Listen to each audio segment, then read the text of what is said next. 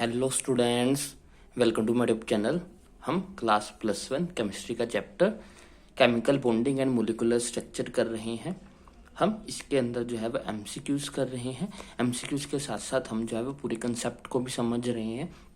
तो इसके last video lecture में हमने जो है 15 क्वेश्चन कवर किए थे। आज हम उसको आगे बढ़ाते हुए क्वेश्चन नंबर 16 से स्टार्ट करेंगे। तो अगर आपने अभी तक पुरानी वीडियो नहीं देखी है तो आप चैनल पर प्लेलिस्ट में जाके जो है वो उस वीडियो को देख सकते हैं। तो चलिए आज की वीडियो स्टार्ट करते हैं।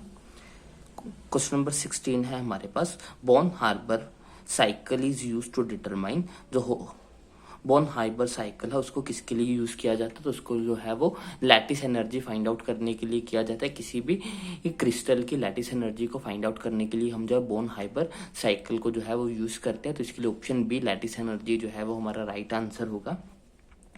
नेक्स्ट है question number 17, which of the following substance has the highest melting point. हमें बताना है कि किसमें मेल्टिंग पॉइंट जो है वो सबसे हाईएस्ट होगा। तो जिसमें जो है वो हमारा साइज सबसे छोटा होता है उसमें जो है वो डिस्टेंस जितना कम होगा दोनों एटम्स के बीच में उतना ही जो है वो हमारा मेल्टिंग पॉइंट जो है वो हाईएस्ट होगा। तो एक तो साइज पे डिपेंड करता है और सेकंड जो है वो हमारा चार्ज के ऊपर डिपेंड करता है कि किसके ऊपर कितना चार्ज है। जितना हाईएस्ट चार्ज होगा उतना ज्यादा जो है वो मेल्टिंग पॉइंट हाई होगा। तो यहाँ पे अगर हम सोडियम पे देखें तो इसमें सोडियम 1 पॉजिटिव आता है, पोटेशियम पे भी 1 पॉजिटिव, मैग्नीशियम के ऊपर 2 पॉजिटिव, बेरियम के ऊपर 2 पॉजिटिव। तो यहाँ पे सोडियम और पोटेशियम पे 1 पॉजिटिव है लेकिन मैग्नीशियम और बेरियम के ऊपर 2 पॉजिटिव है, यानी कि चार्ज जो है वो हमारा मैग्नीशियम और बेरियम के ऊपर ज्यादा है। तो इसलिए इन दोनों का जो है वो मेल्टिंग पॉइंट ज्यादा होगा as compare to sodium chloride और पोटेशियम क्लोराइड के। अब इन दोनों में से किसका ज्यादा होगा? जिसका साइज जो है वो छोटा होगा। अब बेरियम और मैग्नीशियम में से मैग्नीशियम का साइज छोटा है इसलिए तो इसके ऊपर जो है वो हाईएस्ट मेल्टिंग पॉइंट होगा। तो क्वेश्चन नंबर 17 के लिए ऑप्शन सी जो है वो हमारा राइट है। Next question, question number 18, which one has the highest melting point. हमें बताना है कि इसमें से किसका जो है वो हाईएस्ट मेल्टिंग पॉइंट है। तो जिसका सभी सोडियम के ही है, तो जिसका साइज छोटा होगा उसका जो है वो हमारे पास हाईएस्ट मेल्टिंग पॉइंट होगा।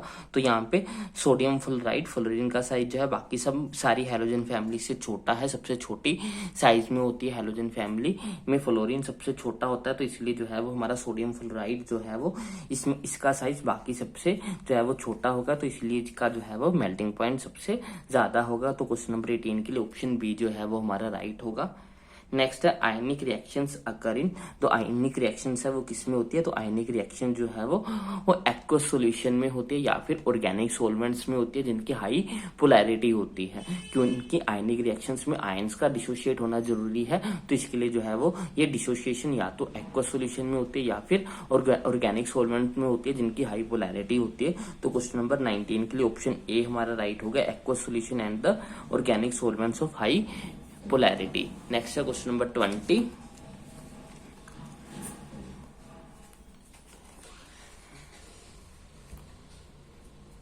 क्वेश्चन नंबर 20 है हमारे पास, a true covalent bond is formed by. True covalent bond किसके कारण बनता है? तो ट्रू कोवलेंट बॉन्ड में जो है वो म्यूचुअल शेयरिंग होती है, शेयरिंग ऑफ इलेक्ट्रॉन से बनते हैं हमारे कोवलेंट बॉन्ड।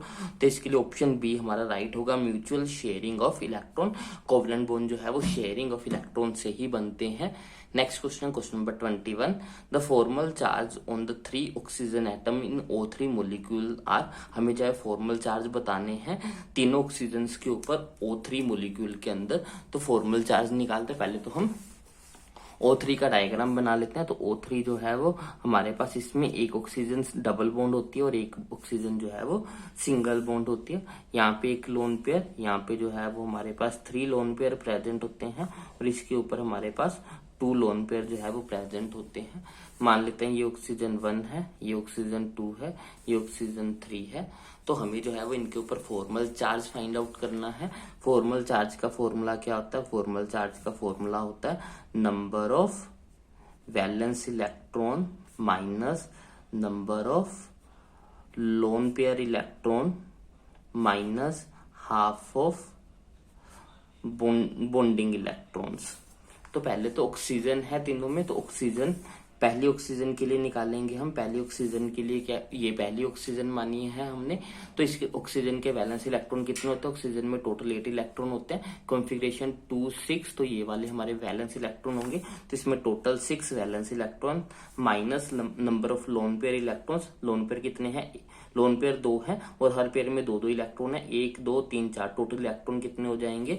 4। तो यहाँ पे हो गया 4 minus half of bonding electron. Bonding electron कितने हैं? 1 2 3 4, तो 4 का हाफ करेंगे 2 आ जाएगा। ये हो गया 6 माइनस 4 माइनस 2 यानी कि 0। तो पहली ऑक्सीजन के ऊपर जो फॉर्मल चार्ज होगा वो क्या है?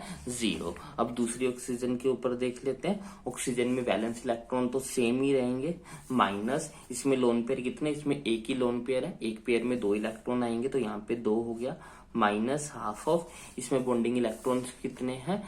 1 2 3 4 5 6, तो ये हो गया हमारा 3।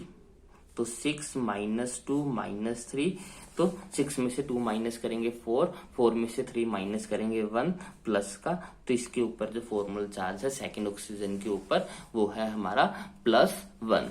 अब थर्ड के ऊपर देख लेते हैं। वैलेंस इलेक्ट्रॉन तो 6 ही रहेंगे, माइनस इसमें लोन पेयर कितने हैं? 3 लोन पेयर है, हर पेयर में 2 2 इलेक्ट्रॉन यानी कि टोटल 6 इलेक्ट्रॉन हो जाएंगे।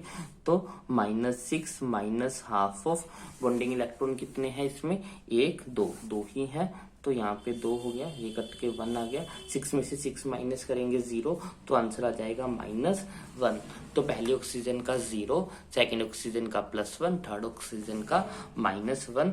तो इसका आंसर होगा 0 +1 -1, जो कि ऑप्शन डी में है। तो क्वेश्चन नंबर 21 के लिए ऑप्शन डी जो है वो हमारा राइट होगा। तो इस फॉर्मूले, ये जो हमारा फॉर्मल चार्ज का फॉर्मूला है, इसकी मदद से हम जो है वो किसी भी मॉलिक्यूल के अलग अलग एटम्स के ऊपर जो फॉर्मल चार्ज है वो इजीली फाइंड आउट कर सकते हैं। ये फॉर्मूला आपको याद रखना है।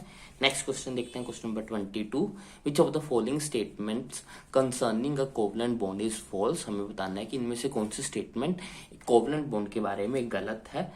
Electrons are share between atoms, ये जो है वो हमारी सही स्टेटमेंट है। सेकंड है the bond is non directional, तो ये हमारी फॉल्स स्टेटमेंट है, ये हमारी रॉन्ग स्टेटमेंट है, क्योंकि जो कोवलेंट बॉन्ड होते हैं वो डायरेक्शनल होते हैं, आयनिक बॉन्ड जो है वो नॉन डायरेक्शनल होते हैं। तो ऑप्शन बी जो है वो इसके लिए राइट होगा क्वेश्चन नंबर 22 के लिए। Next question, question number 23। Which of the following is not a characteristic of the covalent compound. इसमें से कौन सी जो है वो कोवलेंट कंपाउंड की कैरेक्टरिस्टिक्स नहीं है, वो हमें बतानी है। It has low melting and boiling point, जो हमारे कोवलेंट बॉन्ड होते हैं उनका low melting and boiling point होता है, तो ये बिल्कुल सही स्टेटमेंट है। It is formed between 2 atoms having no or very small electronegativity difference. ये 2 एटम्स के बीच बनता है जिनके बीच में या तो बहुत कम इलेक्ट्रोनेगेटिविटी डिफरेंस हो या हो ही ना। They have no definite geometry, तो ये फॉल्स स्टेटमेंट है। जो कोवलेंट बॉन्ड्स होते हैं, कोवलेंट कंपाउंड होते हैं, उनकी डेफिनेट ज्योमेट्री होते हैं, क्योंकि कोवलेंट बॉन्ड जो है वो डायरेक्शनल इन नेचर होते हैं। तो क्वेश्चन नंबर 23 के लिए ऑप्शन सी हमारा राइट होगा। ये एक रॉन्ग स्टेटमेंट है regarding the covalent compound. Next है question number 24। Which of the following statement is incorrect. हमें बताना है कि इनमें से कौन सी स्टेटमेंट जो है वो इनकरेक्ट है। सोडियम हाइड्राइड इज आयनिक, ये ट्रू स्टेटमेंट है। बेरिलियम क्लोराइड इज कोवलेंट, ये भी जो है वो हमारा ट्रू स्टेटमेंट है। Calcium chloride gives the white PPT in AgNO3 solution, तो कैल्शियम क्लोराइड जो है वो डिसोशिएट नहीं होगा AgNO3 में, क्योंकि ये कोवलेंट बॉन्ड है ना कि आयनिक कंपाउंड, इसके अंदर कोवलेंट बॉन्ड्स पाए जाते हैं। तो क्वेश्चन नंबर 24 के लिए ऑप्शन सी जो है वो रॉन्ग है, तो यही हमारा जो है वो राइट आंसर होगा क्वेश्चन नंबर 24 के लिए। Next question, question number 25।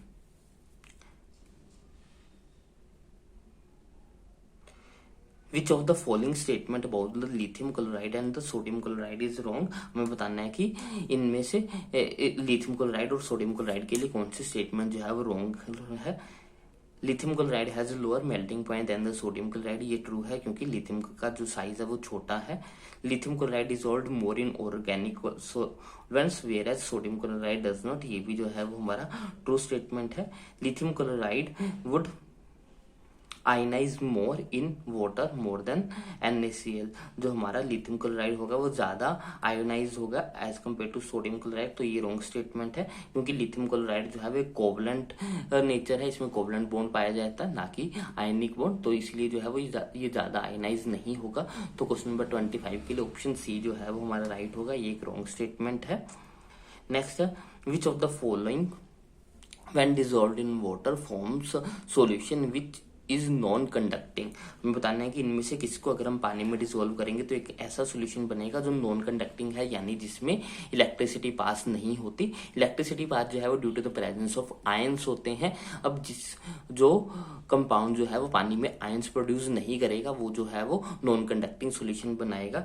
तो यानी कि हमारा जो भी हम डिसॉल्व कर रहे हैं उसमें आयंस नहीं बनने चाहिए, यानी कि उसके अंदर कोवलेंट बॉन्ड होना चाहिए। तो हमारा जो अल्कोहल है वो पानी में जाके जो है वो आयंस की फॉर्मेशन नहीं करता है।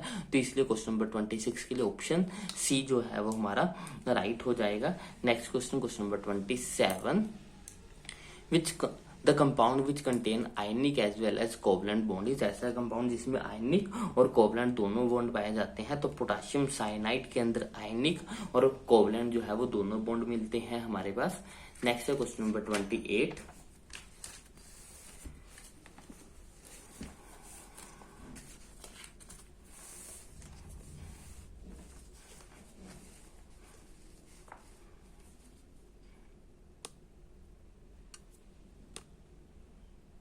क्वेश्चन नंबर 28 है, अ covalent bond may be formed by. जो कोवलेंट बॉन्ड है वो किसके कौन सी ओवरलैपिंग से बन सकता है? तो वो SS ओवरलैपिंग से भी बनता है, SP से भी बनता है और PP से भी बनता है। तो इसके लिए ऑप्शन डी जो है वह हमारा राइट होगा, ऑल ऑफ दीज।